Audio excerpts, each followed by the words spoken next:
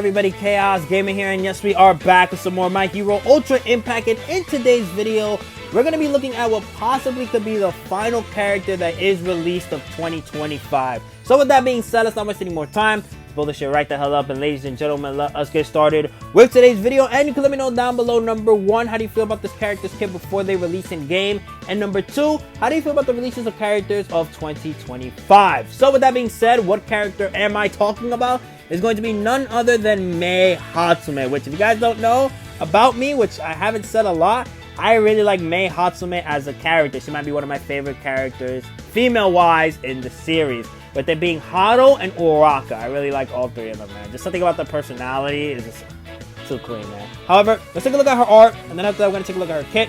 Starting off with the Unawakened art, which I really do like a lot. Just the way that the vibe is just her with her babies, just making them. And also what's really cool is Midoriya's gauntlets being in the art as well. I really do like that when they like tease other characters, like things, or their faces in the art. Like how we have Summer Festival Midoriya, prime example, because that's the first thing that popped up in my head. With the little All Might stuff that he has around him, like the mask and everything. I think that's pretty cool. And then we got the Awakened art right here, which is her just having like the inspiration of trying to grab, I guess, one of her materials to make more babies, which is my headcanon around this art right here. But now that we take a look at the art, let's take a look at the kit and see what she is accomplishing in the game. Oh, also, her character trait, I'm just going to say because it is a new character, that's why, is UA high school student, that's it. So Pulse Ultra skill, which is going to be Leave It to My Babies, deals 450% damage to all opponents and makes them blind for 3 turns. And then reduces cooldown time of all allies by 1. And then the enhancer bonus effect is restores all allies damage taken by 20% for 3 turns. First action skill, which is going to be Captured, deals 100% damage to a single opponent and decreases a single opponent's defense by 30% for 3 turns, with a medium chance of binding them for 2 turns. I had to make sure it wasn't blinding, about binding. Reduces the effective time of all allies' temporary status ailments by 3 turns, so she's like Jito in a way, but I think a little bit better because Jito has 2 turns, she has 3 turns. Also, in her kit, she has cooldown reduction as well, which is something Jito lacks, unless you have a support memory on her. But with Jito, that's temporary because support memory is like 2 to 3 turns max, depending on what support memory you have on her. While this is always going to be in effect. So already, I'm liking her more than Jito. And then the enhancement bonus effect is increases his skill status ailment hit rate. Cooldown is for 4 turns. Second action skill, which is going to be Charge, deals 300% damage to all opponents, increases plus ultra gauge of all allies by 30%, max HP of all allies by 30% for 3 turns, and restores all allies damage taken by 30% for 3 turns. The cooldown is for 4 turns. Damn! A lot of 30% across the board for very good things that you want on your team. Plus ultra gauge, max HP, and damage taken. If anything, I think a good team that you could probably run with her already is going to be Iron Might and Bakugo and Midoriya, like, for free. But let's take a look at the auto skills. The first one being Supporting My Babies. Gives character enhanced when these 2 conditions are met at the end of the turn. Number 1, after a turn passes while character is making a last stand. And 2, after 3 turns pass from the start of battle. Increases max HP of all allies by 25% and power of all allies by 25%. And gives them immunity to stun. Okay. And then gives all allies the ability to make a last stand 3 times every 3 turns up to 2 times. Yeah, so you're going to be seeing her enhancement effect activated pretty quickly. And then the second auto skill, which is going to be the Inventor. Oh my god. I was going to give him props for making a character that was good without making it too long of a passive. But, yeah, let's go. Okay. Increases cooldown time of all opponents and allies by 1 for 1 turn up to 1 time. This effect cannot be nullified, restricted, or canceled, and does not affect guests. Reduce the effective time of character's temporary status ailment by 1 turn when an ally excluding character receives cooldown extension 1 time. Reduce the effective time of all allies excluding the character temporary status ailment by 1 turn when character receives cooldown time extension 1 time. When an opponent receives cooldown time reduction 1 time. Reduces damage to all allies by 20% for 3 turns and increases critical hit rate of all allies by 10% up to 5 times. Increases power of all allies by 10% when the opponent receives cooldown time reduction 2 times up to 3 times.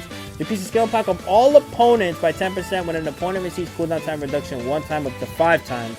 Decreases plus ultimate skill impact of all opponents by 30% when an opponent receives cooldown time reduction 2 times up to 3 times. And then the enhancement bonus effect when activated is ignores target with a medium chance of blocking a random single opponent's buff for 2 turns when an opponent receives cooldown time reduction 1 time. Interesting that this isn't search for the enemy, but is ignore target. So I'm guessing that's going to be a thing now, which I don't know why they're doing it like that. I think they could have just gave her search for the enemy, But I guess they want to make it to where, like, with how it is with Search for the Enemy, it's just like it's specifically for hide characters, while Ignore's the target, it's just like, you know, everybody gonna hit for free. I don't know, it's kind of weird, but overall, I am liking this Hatsume. I think already I am liking her more than the Jiro, but we'll have to see once we do get to use her. So let's take a look at the support memory that is going to be coming out with her. We have this one. Oh, they gave her this support memory? The beginning. Let's take a look at the art. Oh, this might be the best part of the game. I always say this when they go crazy, man. Oh, this art is too clean, brother. Wow. I might have to put this on the background. That's how good this support memory is. Oh, this is just so clean. I already feel more hype, man. It's not even playing anything. It's just so sick. Alright, so increases character's max HP by 3% if there are any pro heroes on the team. Increases power of all allies excluding the character by 25% for 3 turns. The character receives cooldown time extension 1 time, and then increases defense of all allies by 10% for 3 turns when an opponent receives cooldown time reduction 1 time. So, I always say this, when you get a defense support memory, is going to be good going up against like the Redestro Climax battle. But overall, like what this is giving, I think this is a good support memory that you could put on Iron Might or Bakugo. Because with Iron Might and Bakugo, they don't really rely on power because they're not going to do damage like that. What they really rely on is the revenge mechanic. Well, you can say for Bakugo after turn 7 and he gets hit with 5+ ultras, then it's like, okay, then it's damage. However, still at that end of the day, it's where they really count is towards the revenge mechanic. So I would say for those 2 characters, this is going to be very good for them for sure. But let's take a look at it at level 1. So let me just remember the numbers right here. 30%, 25%, and then 10%. So we go 15, 10%, 5%, then 20%, 15%, still 5%, and then 25%, 20%, and then still 5%, and then finally we'll go up to 10% at the max level. So let's take a look at the SR support memory, which is going to be Flutter of a Butterfly. Increases character's max HP by 20% if there are any female characters on the team, and then decreases defense of all opponents by 10% when equipped by a female character. This was not really the greatest to me, especially the debuff if you have a character, well, not a character, an opponent that has like the restrictions of status ailments, or they just nullify status ailments for first 2 turns. It's like, come on, man. Like, at that point, it's just like, it's bad. It's not that good. Alright, next support memory, which should be the free-to-play support memory. How is this a free-to-play support memory? Bro, this should have been a UR support memory, man. This looks too clean. Increases character's max HP by 30% if there are any pro heroes on the team. Increases speed of all allies by 10% if there are 2 or more pro heroes on the team. And then reduces the effective time of characters' temporary status ailments by 3 turns, every 3 turns, up to 2 times. Huh? Wait. Hold on.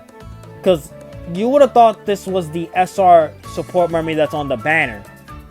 Is this the one on the banner? We have to take a look, because there's no way.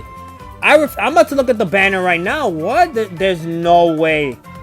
I refuse to believe. I refuse to believe. Upcoming General Hatsume, which he is coming out on the 17th, ending on January 1st. Let's see.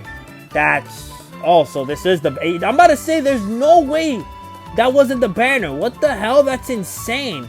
So pretty weird that this is out of order, by the way, because usually the free-to-play support memory is the one that's where All Might's at. And then where All Might at, that's where the banner support memory is at. So I guess, like, I just kind of got to mix it up there. But it's all good. It doesn't matter. We figured it out at the end of the day. However, now that we go... what the hell?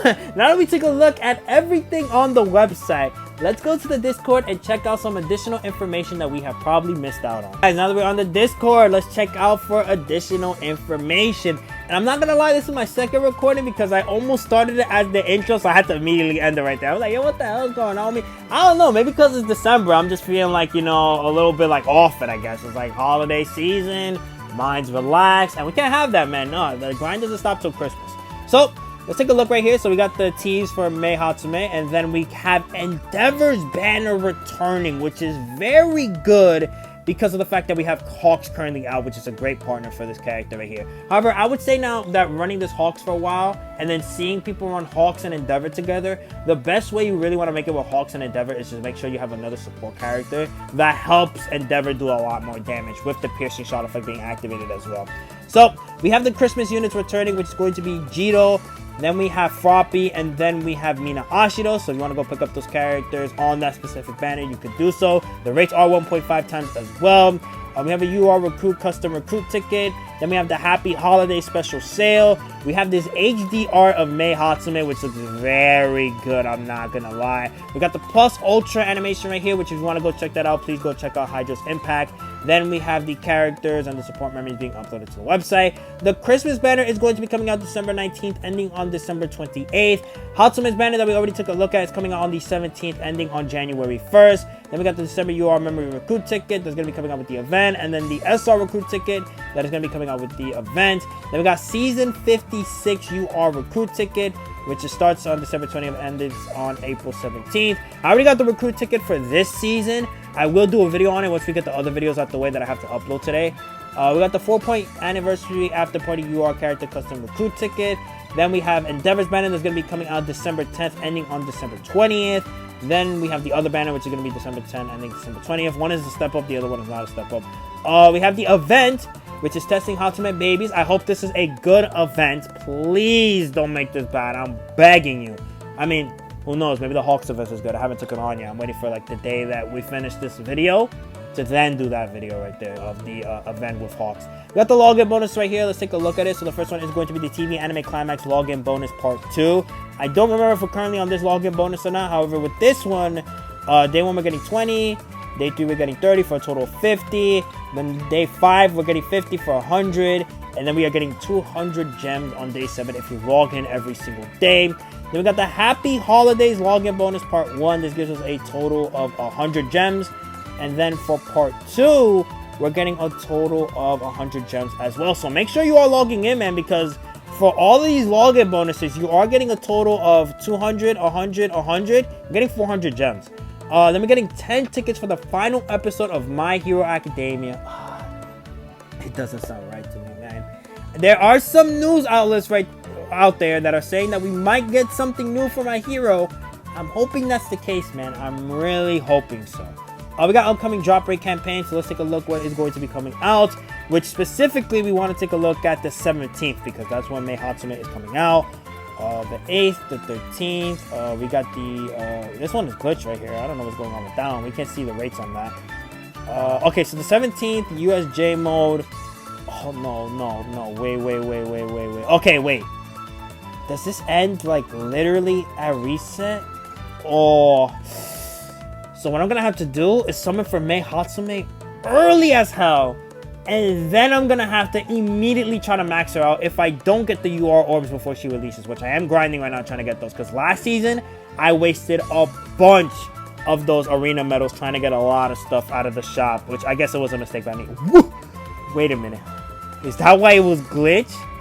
5 times the rate? And when is this coming out? We're making a video on this. Oh my god, this is crazy. I bet you can max out like 5 characters and not even go like below the threshold of your first of max stamina. That is insane. That has to be because of the final season episode. Oh my god. Wow. That is beautiful. Okay, so a bunch of stuff that we are not seeing here. Character story added. That's from Mei Hatsume. 56. Another maintenance is going to be happening on the 22nd. So either we get another character around the 23rd to the 24th, and that could be a Christmas character or a Fantasy Version 3 character, or if they want to introduce something new, they could do that as well. Or what could happen in this maintenance is we get the next New Year's character that is going to be coming out right after. And with that, we could get the return. Definitely we're going to get the return of Jito and Kaminari, which I need the both of them. I need them horrifically because I still haven't beat Climax Battle Endeavor, and there is a 100% chance that man is coming back. I have no doubts in my mind that Endeavor will not, well, let me say, wait, will not return? No, will return, but I don't know. The way I was going to say it was different. You guys get what I'm saying. I don't know. Weird video today. So then we have the animations, which looks nice, by the way. They look very nice, I'm not gonna lie. And then we have the Mei Hatsume Unawakened and Awakened arts, which, by the way, I really am grateful for Hydros for doing this, because oh my god, when you're trying to fake characters' arts in a thumbnail and the little effects that they have get in the way of that, it's just absolutely annoying. So Hydros, again, I really appreciate you for that. And if anything, what he could have done was like make it aware that he could charge people to make the thumbnails, and he could have done this himself, but he decided to give it free for the public, and I really appreciate for that. Overall, man, I really appreciate Hydra's, because not only is he helping out the My Hero community with the gaming side of things on the Ultra Rumble, Ultra Impact, and probably All Justice as well when that releases, but also other anime games as well, like Dokkan, Legends. And again, really appreciate them, man. Say thank you to them, man, at the end of the day. Join the Ultra Agency for them. So with that, that's everything on the Discord, so that is going to be the end of today's video. Hope you guys enjoy. Be sure to like and comment if you want to. You don't have to, but it's always greatly appreciated. Also, subscribe. Again, you can let me know down below. How do you feel about the character's kit before she releases? I think, again, she's going to be very good. And also, you can let me know down below, how do you feel about the releases of characters in 2025? You can also let me know that when I make the video of my account, which... should I wait until the 22nd for that? Nah, I'm just going to release it. Screw it. If they release another character by then, whatever. And with that, I'll see y'all next time. Peace.